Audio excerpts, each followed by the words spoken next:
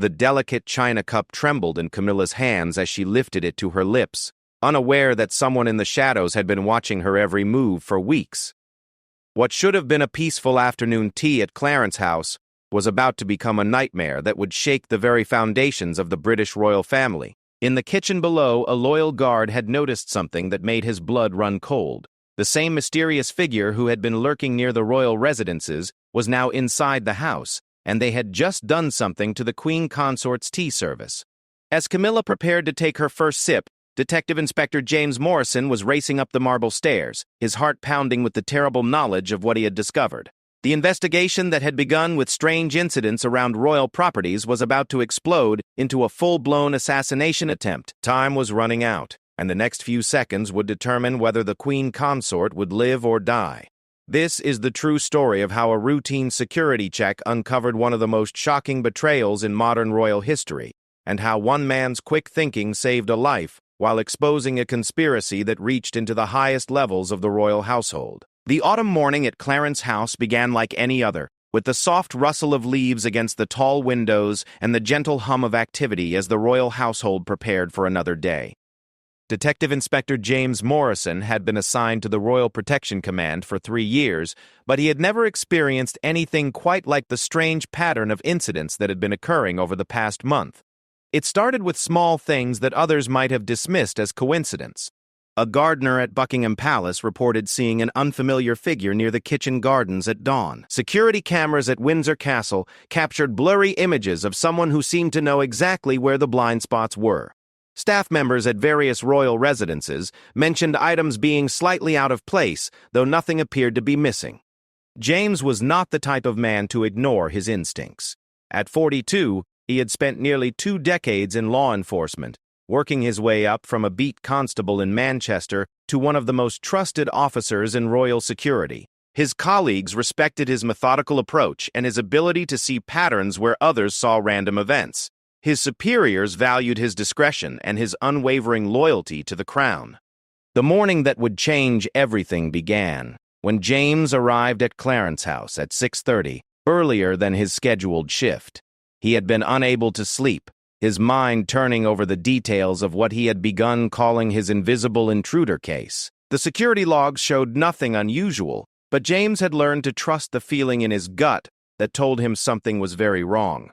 As he walked through the quiet corridors of the historic residence, James noticed that everything seemed normal on the surface. The night shift security had reported nothing unusual.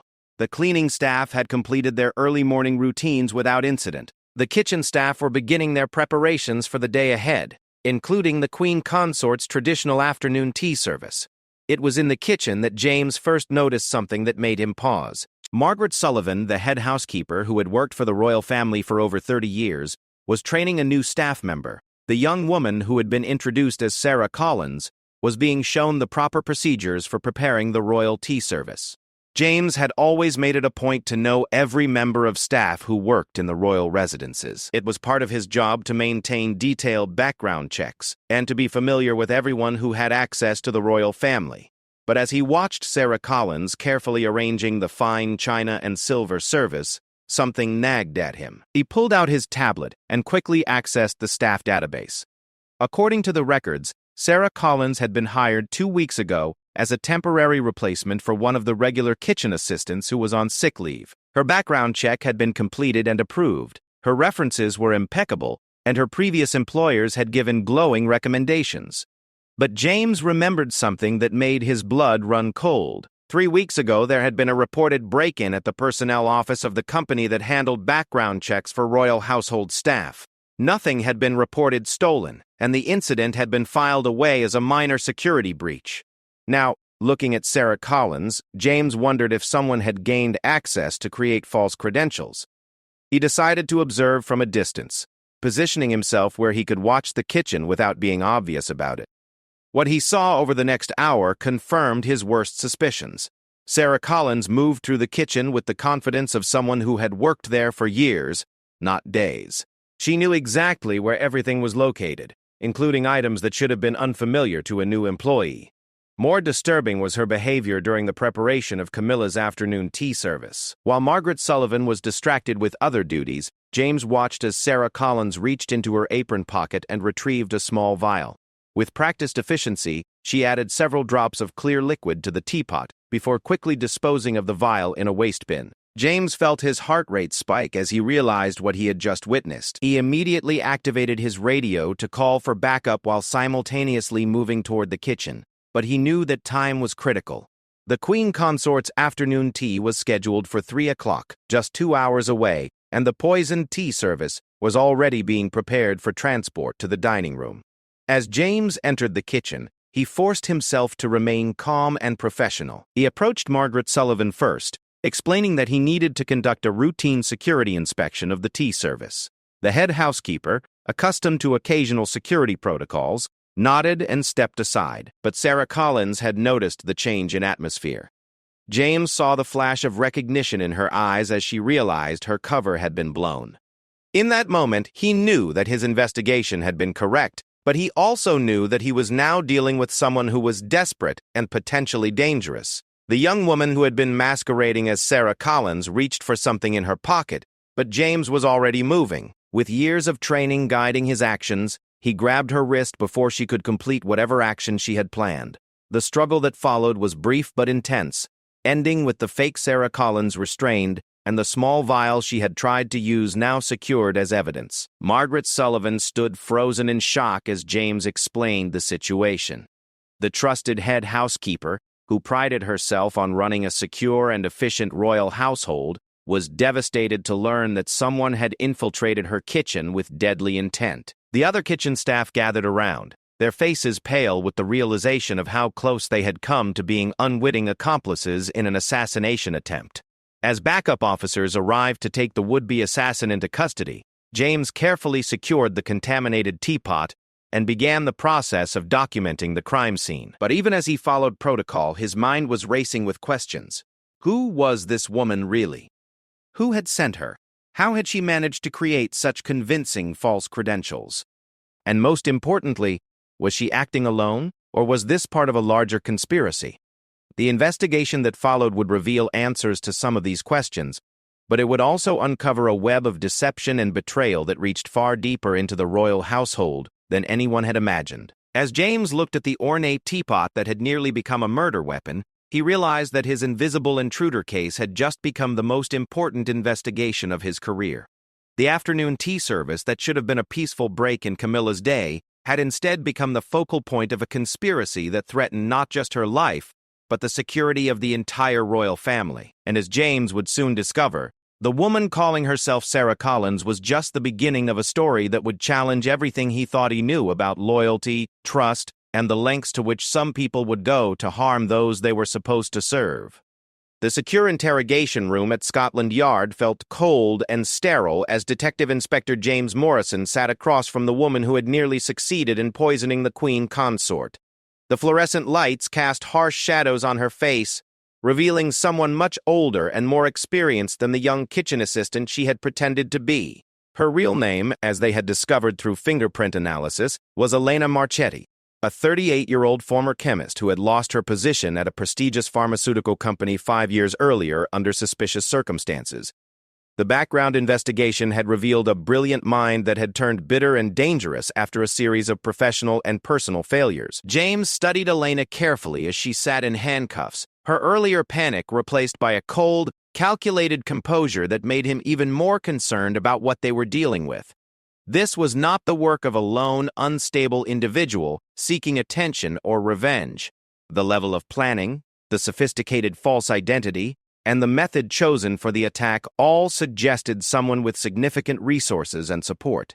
Chief Inspector Williams, who had taken over the case due to its sensitive nature, entered the room carrying a thick file of evidence that had been compiled in the hours since Elena's arrest. The forensic analysis of the substance she had added to the tea had revealed a rare and highly toxic compound that would have been virtually undetectable and would have caused what appeared to be a natural heart failure.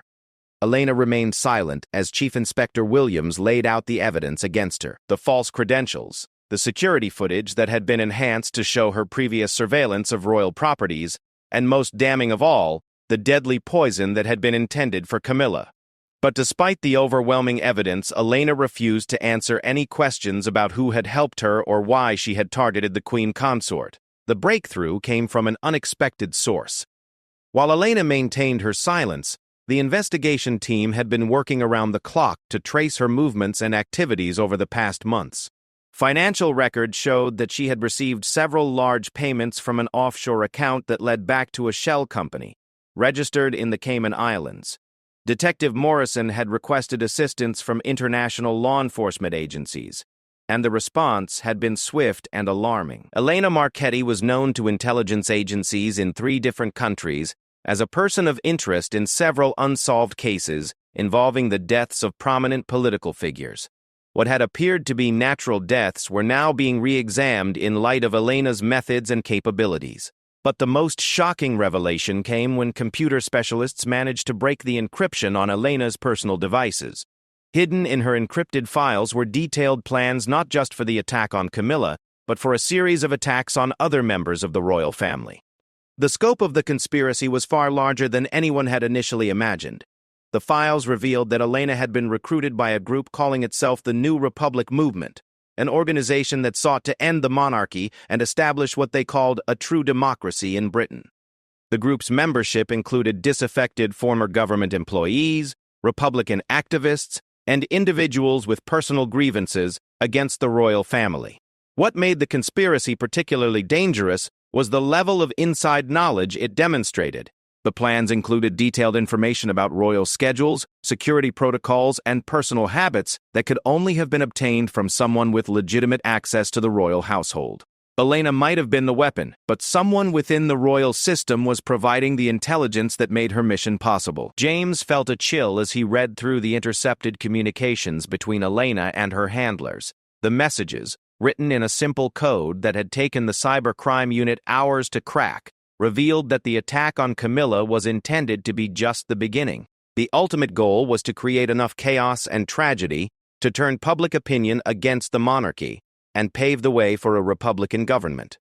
The investigation now faced a critical challenge. While they had captured Elena and prevented the immediate attack, the conspiracy remained intact. The inside source was still unknown, and other members of the New Republic movement were still at large, potentially planning additional attacks. Chief Inspector Williams made the difficult decision to keep Elena's arrest secret for the time being. If news of the failed assassination attempt became public, it would not only cause panic, but would also alert the other conspirators that their operation had been compromised. Instead, they would use Elena as bait to draw out the rest of the network. The plan required Elena's cooperation, which seemed unlikely given her continued refusal to speak. But James had an idea that might change her attitude. The forensic psychologist who had evaluated Elena suggested that despite her apparent loyalty to the cause, she might be motivated more by personal grievances than ideological commitment. Further investigation into Elena's background revealed the source of her anger. 7 years earlier, her younger brother had been a soldier in the British Army who died in Afghanistan. Elena blamed the government, and, by extension the royal family, for sending him into what she saw as an unnecessary war. Her subsequent downward spiral had made her vulnerable to recruitment by extremist groups looking for someone with her particular skills. James decided to take a different approach in the next interrogation session. Instead of focusing on the evidence against her, or demanding information about her co-conspirators, he began by talking about her brother. He had studied the young soldier's service record and spoke respectfully about his sacrifice and dedication to his country. The change in Elena was immediate and dramatic. For the first time since her arrest, her carefully maintained composure cracked. Tears began to flow as she spoke about her brother's dreams and aspirations, and how his death had destroyed her faith in the institutions he had died defending. It was then that James made his appeal. He explained that her actions would not honor her brother's memory, but would instead cause more pain and suffering for innocent people. He spoke about the kitchen staff who had worked alongside her, people who had shown her kindness and friendship, and how they would have been devastated to learn they had been unknowing accomplices in murder. The breakthrough came when Elena realized that her actions could have resulted in harm to people beyond her intended target. The poison she had used was so potent that anyone who handled the contaminated tea service could have been affected. Margaret Sullivan, who had been training her with such patience and kindness, could have been injured or killed. Elena's resolve finally crumbled, and she began to provide information about the New Republic movement. The organization was larger and more dangerous than they had initially suspected, with cells operating in multiple countries and plans that extended far beyond attacks on the British royal family. Most critically, Elena confirmed that there was indeed an inside source providing information to the conspiracy. She knew him only by a code name and had never met him in person, but she could provide details about their communication methods and the type of information he had access to. The revelation that someone within the royal household was actively working to harm the family they were sworn to protect sent shockwaves through the investigation team. The security implications were staggering, and the psychological impact on the royal family would be devastating once they learned that someone they trusted had betrayed them. As Elena continued to provide information about the conspiracy, James realized that catching her had been only the beginning. The real challenge lay ahead in identifying and stopping the other members of the network, particularly the insider whose betrayal had made Elena's mission possible. The investigation was about to enter its most dangerous phase, as they attempted to use Elena's information to set a trap for her co-conspirators while simultaneously trying to identify the traitor within the royal household. The stakes could not be higher, as failure would mean not only the potential loss of life, but also a crisis that could threaten the very foundation of the British monarchy. The war room at Scotland Yard buzzed with activity as Detective Inspector James Morrison and his team worked around the clock to identify the traitor within the royal household. Wall-mounted screens displayed photographs, documents, and complex relationship charts that mapped out every person with access to the sensitive information that had been passed to Elena Marchetti and her co-conspirators. The investigation had reached a critical juncture. Using Elena's cooperation, they had managed to intercept communications from other members of the New Republic movement, revealing that additional attacks were being planned for the following month during a series of high-profile royal engagements.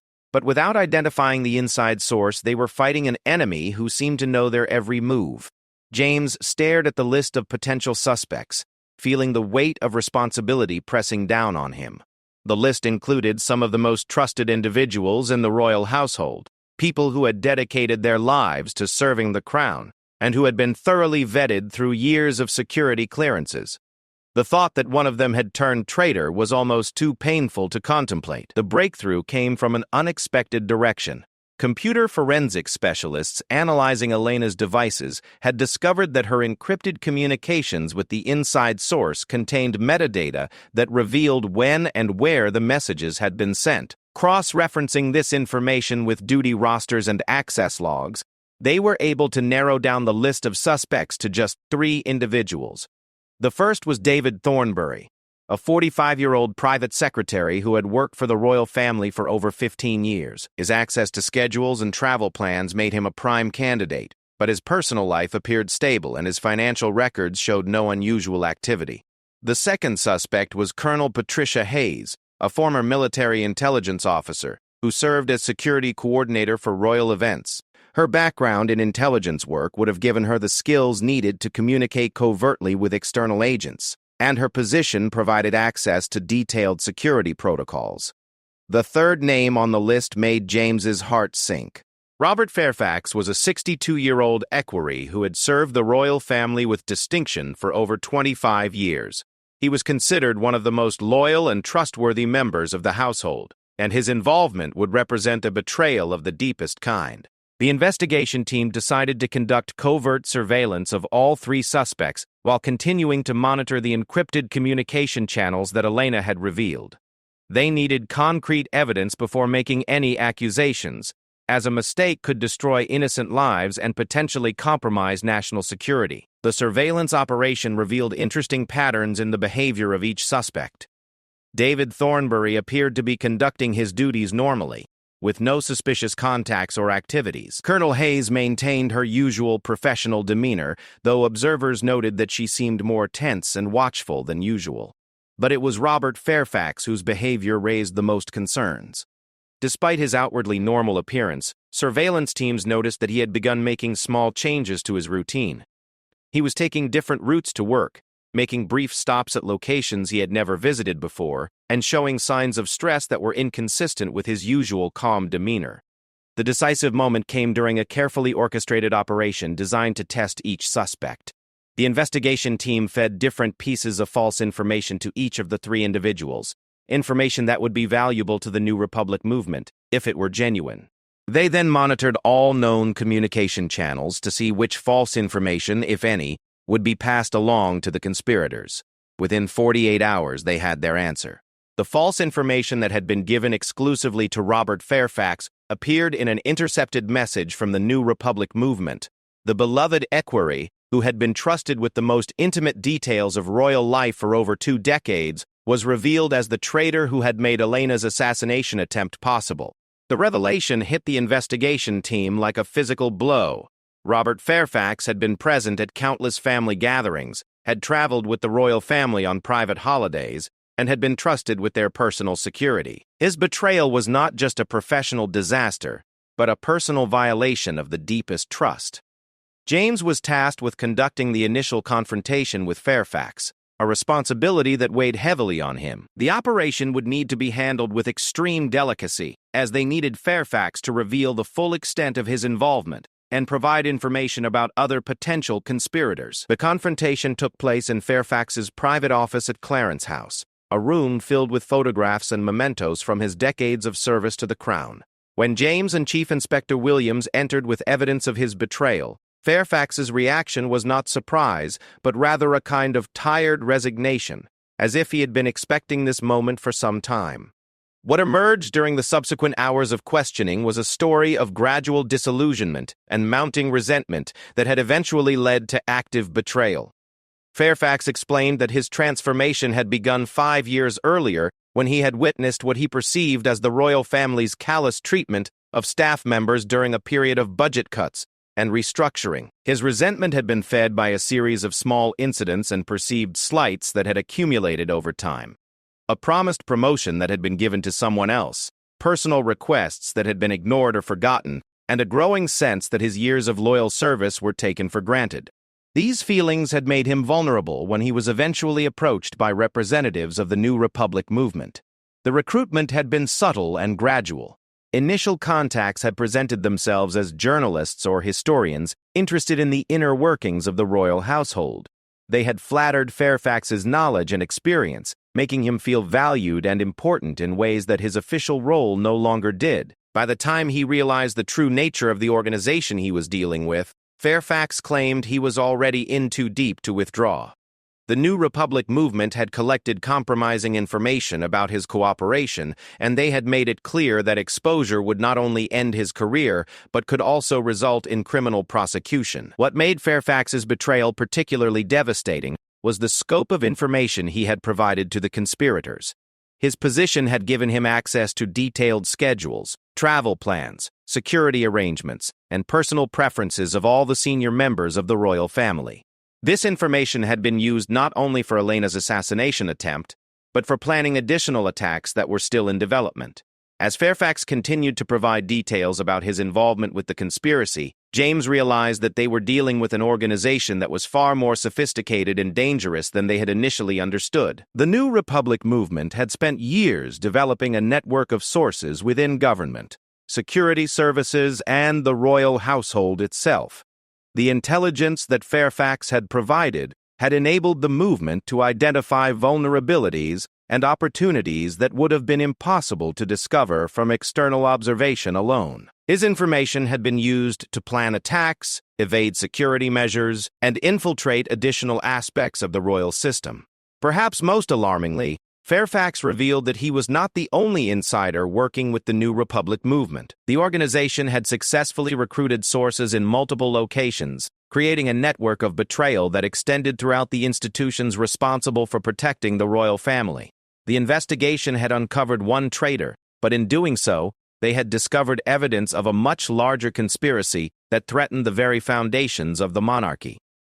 As James listened to Fairfax's confession, he realized that Elena's attempted poisoning of Camilla had been just the tip of an iceberg that could ultimately sink the royal family if not stopped. The challenge now was to use Fairfax's knowledge and access to set a trap for the other conspirators while simultaneously identifying and neutralizing the other insider sources.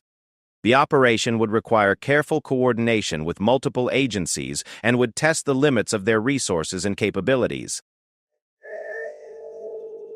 But as James looked at the man who had served the royal family faithfully for decades before turning against them, he was reminded that in this shadow war of loyalty and betrayal, nothing could be taken for granted, and trust itself had become a luxury they could no longer afford. The royal estate in Scotland provided the perfect setting for what Detective Inspector James Morrison hoped would be the final act in the conspiracy that had nearly claimed the life of the Queen Consort. The New Republic movement had taken the bait, believing that a private family gathering at Balmoral would provide the ideal opportunity for a coordinated attack that would eliminate multiple members of the royal family simultaneously. What the conspirators did not know was that the gathering was entirely fabricated, a carefully orchestrated trap designed to draw them out of hiding and into a situation where they could be captured before causing any harm. The operation, codenamed Checkmate, represented the largest counter-terrorism effort in British history, specifically targeting threats against the royal family. James stood in the command center that had been established in a converted stable building on the estate, surrounded by screens showing feeds from hundreds of hidden cameras and monitoring stations that had been positioned throughout the grounds. Representatives from MI5, Scotland Yard, and military special forces were coordinating their efforts to ensure that every member of the New Republic movement who arrived at the estate would be captured. The intelligence gathered from Elena Marchetti and Robert Fairfax had revealed that the conspiracy included at least 12 active members, including 3 additional insider sources who had been providing information and assistance for over 2 years.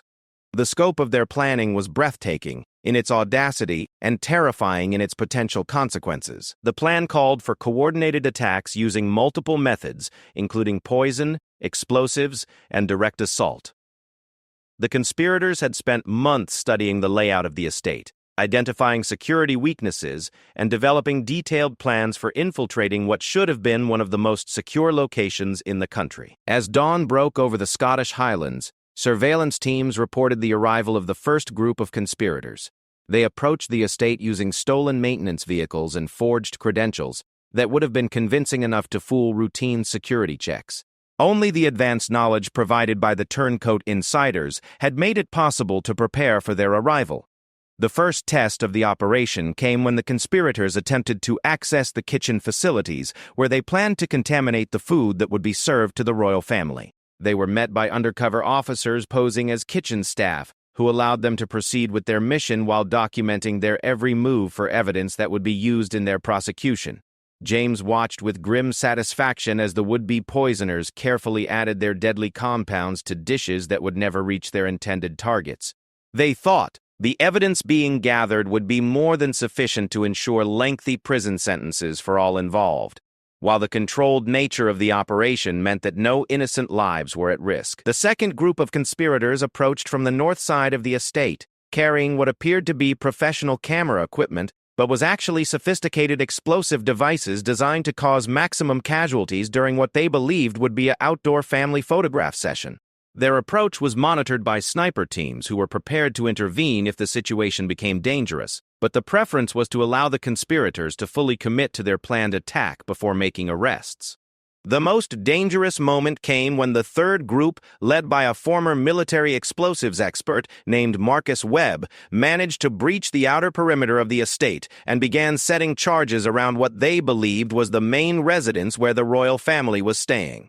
Webb had been one of the most wanted members of the New Republic movement, and his capture was considered essential to dismantling the organization permanently.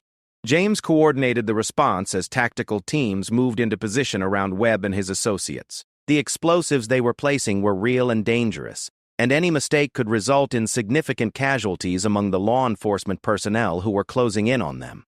The arrest operation was executed with precision that reflected months of planning and preparation. Webb and his team were taken into custody without a shot being fired, their explosive devices safely neutralized by military bomb disposal experts who had been monitoring their every move. But the most emotionally charged moment of the operation came with the arrest of the remaining insider sources who had enabled the conspiracy from within the royal household. Among them was Margaret Sullivan, the head housekeeper, who had unknowingly trained Elena Marchetti, and who had been passing information to the conspirators for over 18 months. The revelation of Sullivan's involvement hit James particularly hard, as he remembered her shock and apparent devastation when Elena's true identity had been revealed. Her acting ability had been so convincing that even experienced investigators had been fooled into believing she was an innocent victim of the conspiracy, rather than one of its key enablers. Sullivan's motivation, like that of Robert Fairfax, had been a combination of personal grievances and ideological conviction that had grown over time. She had been recruited by the New Republic movement after expressing frustration with what she saw as the wasteful spending and privileged lifestyle of the royal family during a period of economic hardship for ordinary British citizens. The final member of the conspiracy network to be arrested was perhaps the most surprising of all. Andrew Kingsley, the personal physician who had been treating members of the royal family for over a decade, had been providing medical information that would have been used to make poison attacks more effective and harder to detect. Kingsley's involvement represented the ultimate betrayal of trust, as he had used his position of intimate access to the royal family to gather intelligence that could have been used to murder the very people he had sworn an oath to protect and heal. His medical knowledge had been instrumental in developing the sophisticated poisons that had nearly claimed Camilla's life and would have been used in subsequent attacks. As the last of the conspirators were taken into custody, James felt a mixture of relief and profound sadness. The immediate threat had been neutralized, and the royal family was safe from this particular conspiracy. But the investigation had revealed the fragility of the trust upon which the entire system of royal security depended. The arrests marked the end of the New Republic movement as an organized threat, but the psychological impact of the betrayals would linger long after the last conspirator had been sentenced. The royal family would need to rebuild their household staff, implement new security protocols, and somehow learn to trust again after discovering how deeply they had been betrayed by people they had considered family. James's final report on the case would run to over 300 pages, documenting not only the criminal conspiracy, but also the systemic failures that had allowed it to develop undetected for so long. The recommendations he would make for changes to royal security protocols would fundamentally alter how the royal family lived and worked, adding new layers of protection, but also new barriers between them and the people who served them. The case that had begun with a simple observation of suspicious activity had grown into one of the most complex and significant counter-terrorism operations in modern British history. Elena Marchetti's attempt to poison Camilla's tea had been prevented, but the investigation that followed had revealed vulnerabilities and threats that no one had previously imagined. As James looked out over the Scottish estate where the final arrests had taken place, he reflected on the lesson that the case had taught him about the nature of loyalty and betrayal. Trust, once broken, could never be fully restored, and the price of security in the modern world was eternal vigilance against threats that could come from any direction, including from within. The conspiracy was over, but its legacy would endure in the changes it would force upon the institution it had sought to destroy. The monarchy would survive, but it would be forever changed by the knowledge of how close it had come to catastrophe, and how the greatest threats often came from those who were most trusted.